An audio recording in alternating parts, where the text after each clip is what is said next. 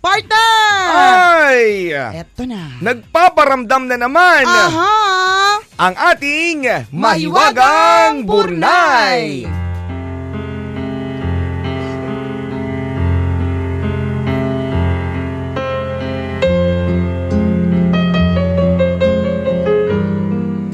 Hinahanap nung magjawa yung Mahiwagang Burnay natin. Andyan, ito po yan yan. Andyan. Ayan yung representation ng Burnay, pero nasa computer ko talaga. Nasa computer ko talaga yung kwento. Bali yan po siya. Kamukha siya ni Corazon. Oo, Corazon ng Marimar dati. Ayan.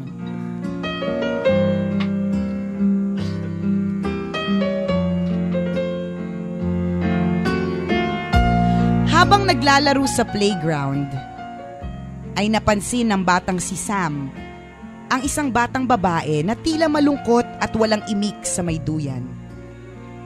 Nilapitan ni Sam ang batang babae at sinabi, Sorry.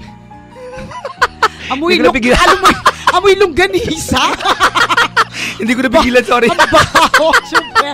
Ew. Last week ko pa kinain yun na. Amoy bawa. Amoy chorizo.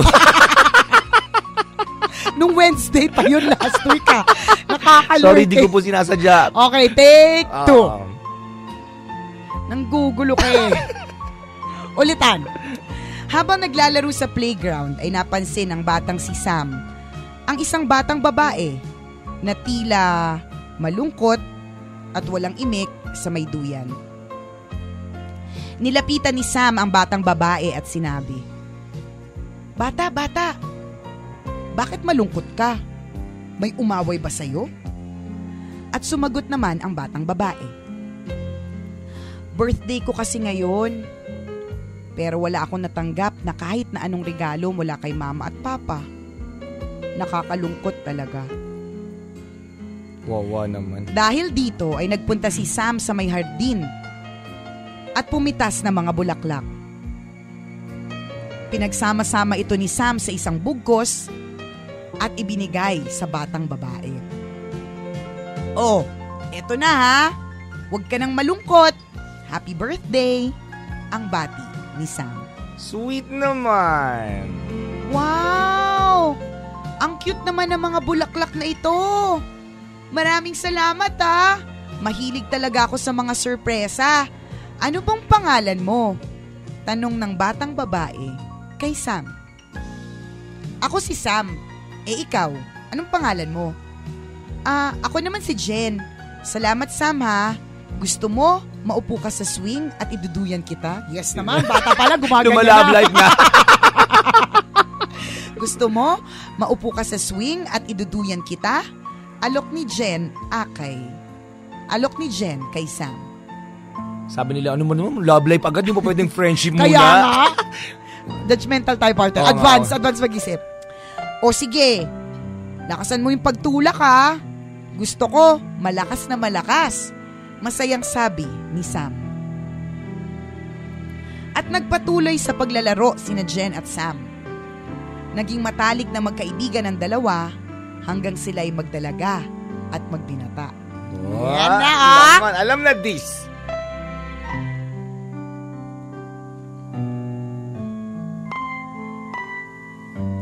Hoy Sam, hulaan mo kung sino ang malapit ng mag-birthday, sabi ni Jen. Ano ka ba, Jen? 3 buwan pa bago dumating ang birthday mo. Masyado ka namang excited. Sumandal si Jen sa balikat ni Sam at sinabi, Kaya nga. So, ibig sabihin, may 3 months ka na lang para mag-isip kung anong ireregalo mo sa akin. Siguraduhin mo na lang ha, na masosurpresa ako kung ayaw mong magtampo ako. Gano'n, yung pag-iinarte naman gano'n. Susurprise na nga gano'n, maarte pa eh. Napakamot ng ulo si Sam. Basta bahala na. Kain na lang tayo ng fishballs dun sa kanto at baka gutom lang yan, sabi ni Sam. Fishballs? Gusto ko yan. Paunahang makarating sa kanto. Ang mahuli, ang siyang manlilibre. Ang sabi ni Jen sabay takbo na mabilis. Napuno ng kantsawan at halakhakan ng araw na yon para kay Jen at Sam. Pagkalipas ng 3 buwan, ay dumating na ang araw na pinakahihintay ni Jen. Ang kanyang kaarawan. Yehey! Ano kayang mangyayari sa kanyang birthday? Habang nagre-review ng mga aralin sa may kantin ng eskwelahan, ay inaabangan na rin ni Jen ang pagdating ni Sam. Carlos, lika nga dito. Nakita mo ba si Sam? Parang wala yatang balak magpakita sa akin ngayon yung mokong na yun sabi ni Jen sa kaeskwela. Nako, sorry Jen, hindi ko siya napansin. Bakit? Ano bang meron? Hay nako, wala ka talagang alam. Inutil ka. Hindi lang alam na birthday, inutil agad. Hay nako, wala ka talagang alam. Birthday ko ngayon, no? At excited ako sa surprise sa akin ni Sam. Taon-taon kaya akong sinosurpresa ng best friend ko. Pero ngayon ay magagabi na. Hindi ko pa rin nakikita ang anino niya. Uy, pag nakita mo siya, pakisabi na lang na umuwi na ako. Kampurot agad, yun lang. Siyempre, parte kung yearly ba naman. Tapos 3 months before, pinaalala na. Okay. Pagdating ng bahay, ay isang sulat ang natanggap ni Jen.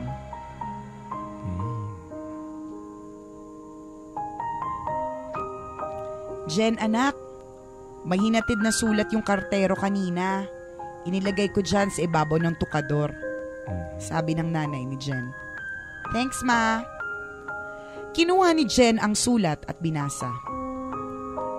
Happy birthday, Jen. Siguro ay gustong-gusto mo nang malaman ang sorpresa ko sa'yo ngayong birthday mo. Pumunta ka sa kondo ko mamaya. Dala ka food. Dala ka foods. Alam na this. Pumunta ka sa kondo ko mamaya. Nasa loob ng sobre ang susi. Sam. Kinagabihan ay sabik na nagtungo si Jen sa kondo ni Sam. Alam na this, naligo. Nagpaganda muna. Nagpalit ng damit. Nag-scrub ng matindi. Sabik na magtungo si Jen sa kondo ni Sam.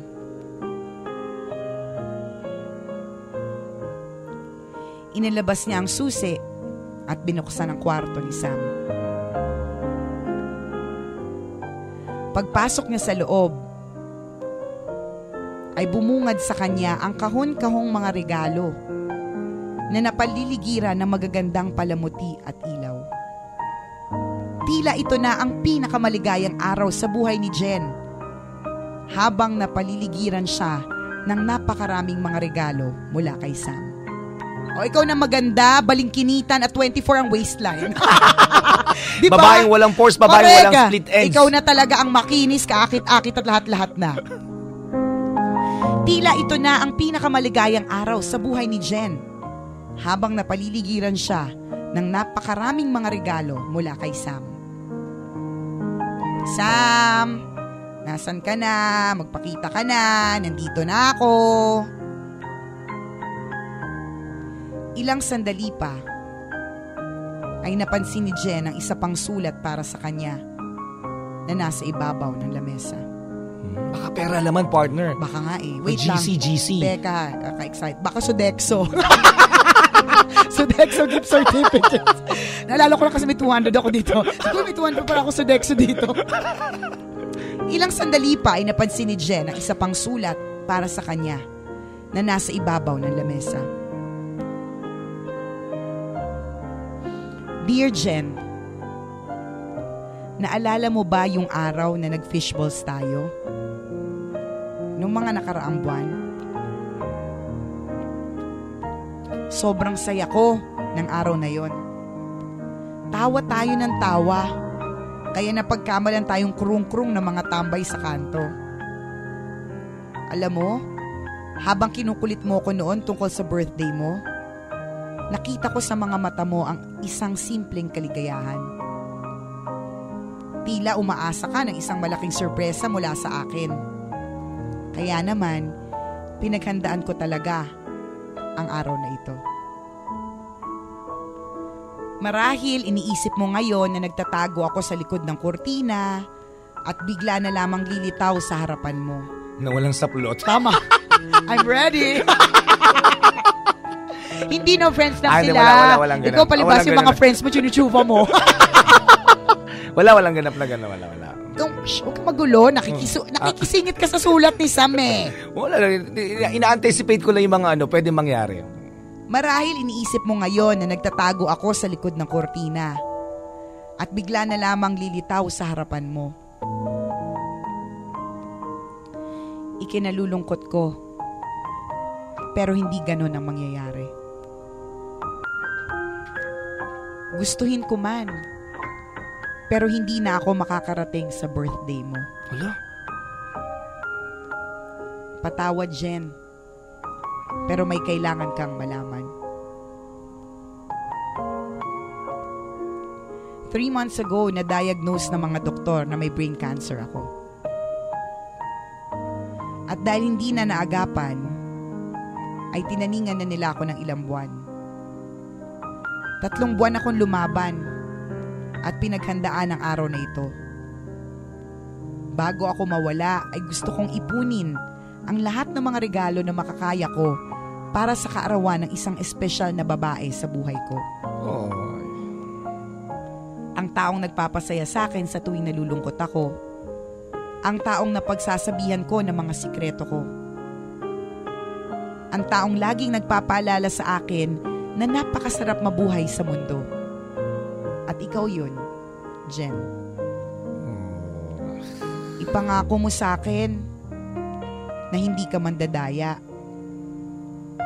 Bubuksan mo lamang ang bawat kahon ng regalo na nasa kwarto ko sa bawat petsa ng kaarawan mo na nakalagay dito. Nakaiyak! Nahiya ako, may bisita kasi! Nahiyak ako! Ines! Nagalit ba si Jen? Kasi tagal naman, tatat na akong buksan to eh. Buksan sila lahat, ang dami-dami. Tapos maghintay pa ako isang 1 year ulit, tapos another year. Paano kung alam yan isang box dyan ay ham? Correct. Tapos isang box, browas, madudurog yan. Ipangako mo sa akin na hindi ka mandadaya. Bubuksan mo lamang ang bawat kahon ng regalo na nasa kwarto ko sa bawat petsa ng kaarawan mo na nakalagay dito. At ipangako mo rin sana na mananatili kang masaya kahit ako ay tuluyan ng mawala.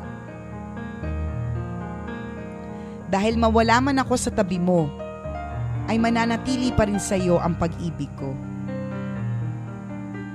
Ang sabi nila walang forever, pero meron. At yun ay ang pagkakaibigan natin na hindi kayang tuldukan ng kahit na kamatayan. Ingatan mo ang sarili mo, Jen.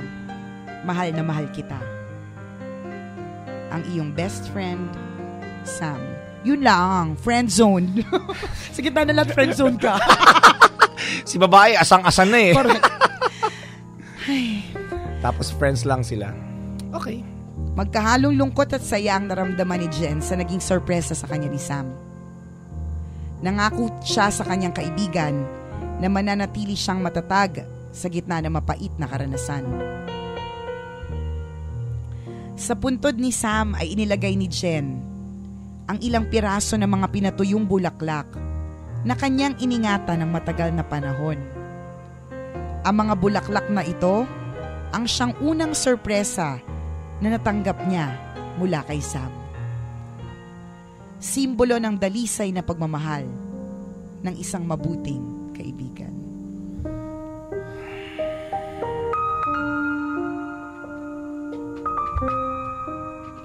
Kainis ka, Burnay. Sarap naman nun. You're making me cry. Hey. Ang sarap Sera nun, to si Sam eh. Sabi niya may forever. Paano may forever? Nategi ka nga. Correct. Ito pa asa rin to. Asa ka din eh. Alam mo, buti na lang din eh. Kasi kung nagkataong buhay ka, tapos puro ka friendship.